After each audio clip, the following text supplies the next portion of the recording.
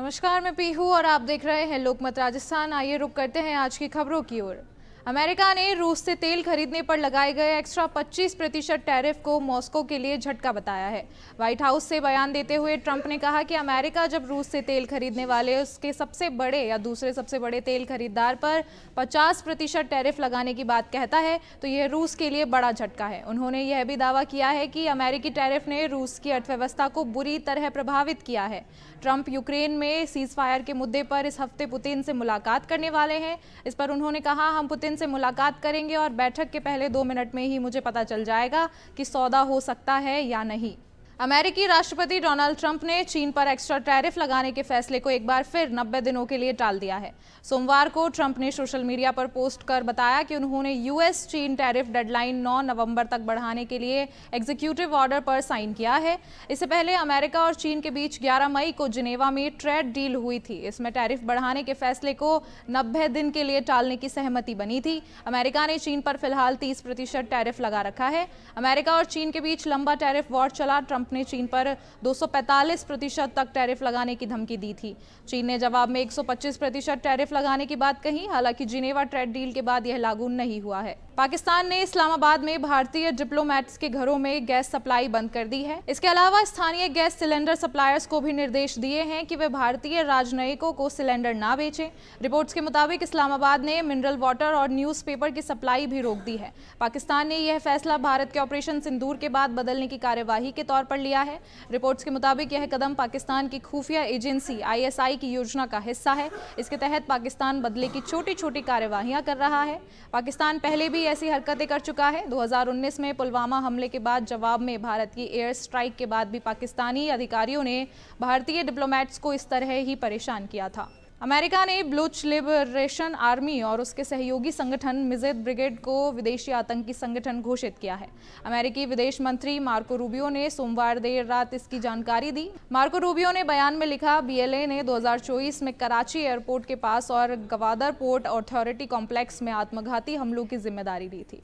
मार्च 2025 में Jafar express train को hijack करने की भी जिम्मेदारी ली थी, जिसमें 31 नागरिक और सुरक्षाकर्मी मारे गए थे। 300 से अधिक यात्रियों को बंधक बनाया गया था। रूबियो ने कहा, आज अमेरिका विदेशी विभाग की कार्यवाही ट्रंप प्रशासन के आतंकवादी से लड़ने की प्रतिबद्धता को दर्शाती है। आतंकवादी संगठन घोषणा करना आतंकवाद के खिलाफ हमारी लड़ाई में अहम भूमिका निभाता है। यह आतंकवादी गतिविधियों के लिए मिलने वाले समर्थन को रोकने का एक प्रभावी तरीका है।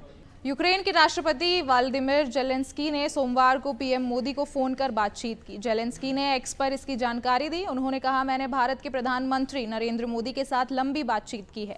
हमने द्विपक्षीय सहयोग और वैश्विक कूटनीति पर विस्तार से चर्चा की है। जेलेंस्की ने मोदी को यूक्रेन पर रूसी हमलों के बारे में बताया। उन्होंने कहा, मैं उन्हें हमारे ऊपर रूसी हमलों के बारे में बताया, खासकर कल जोपोरिजिया में बस स्टेशन पर हुए हमले के बारे में, जहां रूस ने जानबूझकर एक शहर पर बमबारी की जिसमें दर्जनों लोग घायल हुए। जेलेंस्की ने कहा कि भारत हमारे शांति प्रयासों का समर्थन कर रहा है और इस बात पर सहमत है कि यूक्रेन से जुड़ा हुआ हर फैसला यूक्रेन की भागीदारी के साथ ही होना चाहिए।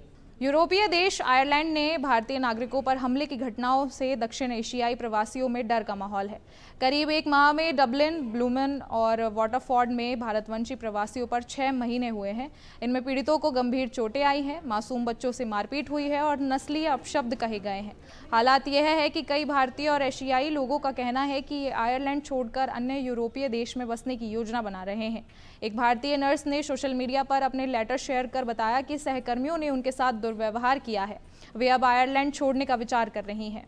संसद के मानसून सत्र का आज 17वां दिन है। संसद के दोनों सदन में बिहार SIR पर चर्चा की मांग को लेकर मंगलवार को भी विपक्ष का प्रदर्शन जारी है। इसमें विधेयकों पर चर्चा नहीं हो पा रही है। सोमवार को भी बिना चर्चा के 8 विधेयक बिना बहस के ही पास हो गए।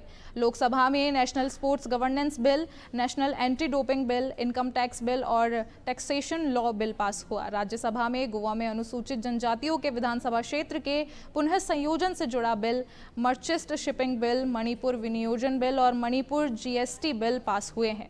जम्मू कश्मीर की स्टेट इन्वेस्टिगेशन एजेंसी को श्रीनगर के 8 ठिकानों पर छापेमारी चल रही है। मामला अप्रैल 1919 में घाटी के आतंकवाद के चरम के दौर पर कश्मीरी पंडित महिला सरला भट्ट के अपहरण हत्या से जुड़ा है। जिन जगहों पर SIA की रेड जारी है उनमें Jammu and Kashmir liberation front के पूर्व चीफ यासिन मलिक का घर भी शामिल है। साथ ही कई पूर्व कमांडो के ठिकानों पर भी कार्यवाही चल रही है। एसआईए के साथ जम्मू कश्मीर पुलिस, सीआरपीएफ भी मौजूद है। हाल ही में जम्मू कश्मीर के उपराज्यपाल मनोज सिन्हा ने भी पूरे मामले को फिर से खोलने का निर्णय लिया था। आपसे जल्द मुलाकात होगी ऐसी तमाम खबरों के साथ। तब तक के लिए देखते रहें लोकमत राजस्थान।